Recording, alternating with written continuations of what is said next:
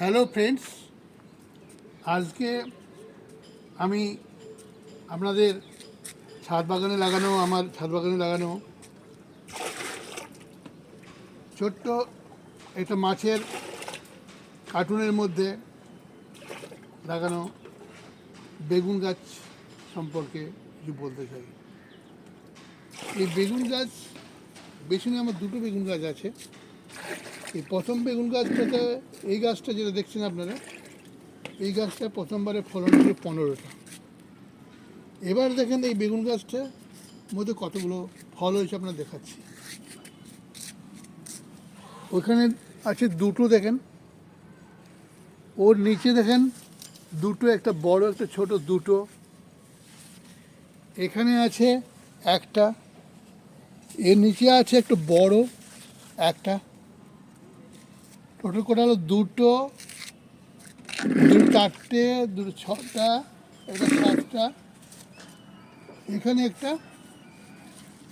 আটটা, ওখানে একটা নটা, এটা হলো 10টা, এখানে 11, এটা 12, এখানে দেখেন 13, 14, 15, এখানে হচ্ছে আপনার 16, 17, এর নিচে 18, এখানে হচ্ছে 19, এর নিচে 20, এর নিচে দেখেন দুটো আছে 21, 22, এটা একটা 23, আর এটা একটা 24। টোটাল 24টা বেগুন ধরেছে এই গাছটার মধ্যে। সেকেন্ড ফলন, প্রথমবার গাছটাতে ফলন হয়েছিল 15টা, এবার ওই 24টা। গাছের সাধারণ হিসাবে এই গাছটা আমরা লাগিয়েছি বিনা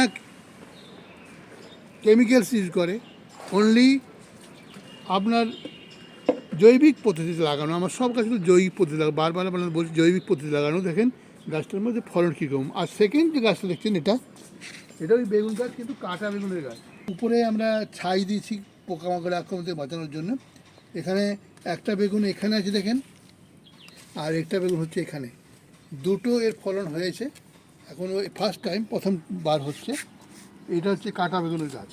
এই দুটো গাছের মধ্যে এতগুলো ফলন হয়েছে। চিন্তা করতে পারেন, যদি আমরা এই পদ্ধতি করি তা আমাদের ঘরের মধ্যে প্রয়োজনীয় আপনার যে বেগুন লাগে দৈনন্দিন শাকসবজির জন্য, তা কিন্তু আপনি পর্যাপ্ত পরিমাণে পেয়ে যাবেন। কম সময় জায়গার মধ্যে কম গাছ লাগিয়ে আপনার উন্নত ধরনের বেগুন গাছ যদি চাষ করেন এই পদ্ধতিতে, তাহলে প্রচুর ফলন পাওয়া যায়।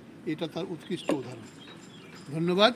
আমি আপনাদের আজকে এই ভিডিওটা দিলাম এবং আশা করব আপনারা আমার ভিডিওটা লাইক করবেন, আপনারা এটাকে সাবস্ক্রাইব করবেন, আর পরবর্তী আপডেট এটির জন্য, যাতে আমি পরবর্তীকালে আপনাদের জন্য আরও ভালো আপডেট দিতে পারি এবং গাছ সম্পর্কে জানার জন্যে যতটুকু দরকার সেটুকু আপনাদের সামনে তুলে ধরতে পারি। নমস্কার।